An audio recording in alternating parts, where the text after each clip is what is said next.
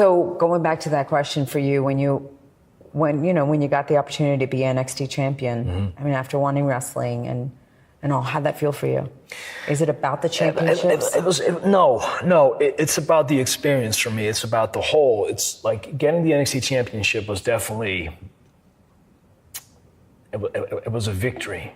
It was a victory of self. It was a victory over my mental state. It really was.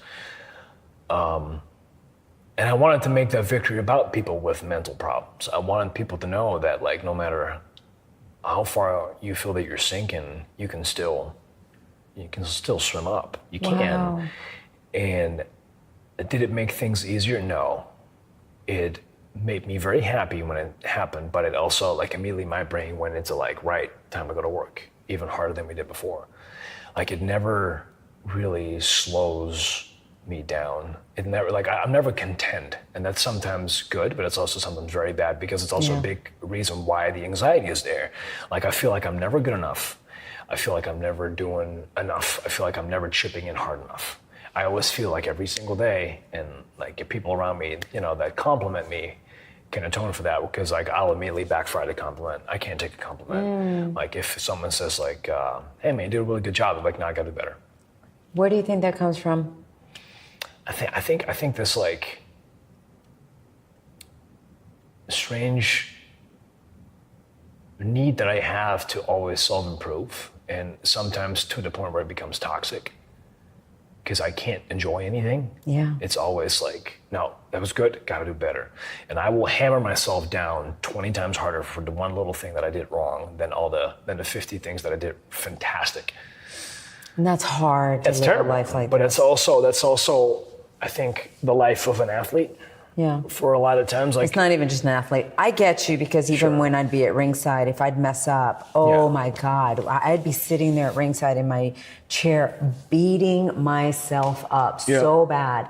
It didn't matter that 99% of my announcements were great. That 1%. That 1% that if I messed up, I get it. And then I started learning of, like, relax, girl, chill out. Be in the moment. Stop and this. Just like, don't. And, like, sometimes I get to that mental state, but I feel that in the WWE, it's always become like a self-defense program where I'm like, no, I don't want that. Because, like, the one place where I don't feel that I'm content is here. Really? The one place I don't want to feel that I'm, like, complacent is, because that's what I fear, being complacent. I think there's a difference, though.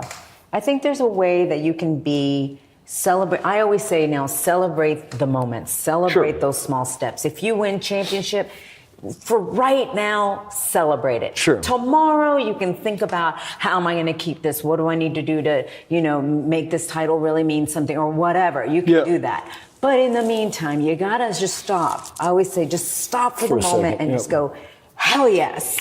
And that's what I tell other people. But you can't do it yourself. yourself. Do it myself. I can't. No, I can't. All right, so is the goal WWE champion? Yeah, but the goal is also to just always try to one-up myself. I think sometimes when people ask me the question, what has been, like, one of your favorite moments in your career? What's been a career-defining moment for you? I'm like, ask me when my career's done. Yeah. I can't give you an answer right now. So ask me on my deathbed and I'll tell you. Right. Because I literally wouldn't know. Do you want the transition pretty soon to go to Raw or SmackDown? No. Not yet? Why? And I want it to be what it needs to be. If I need to go up, then I'll go up. If they're like, I want you to stay here for a while, then I'll stay here for a while. I want it to be the best that I can be. Wherever you are. Yes, and I always feel that no matter how hard I train, try, and do, I'm not good enough.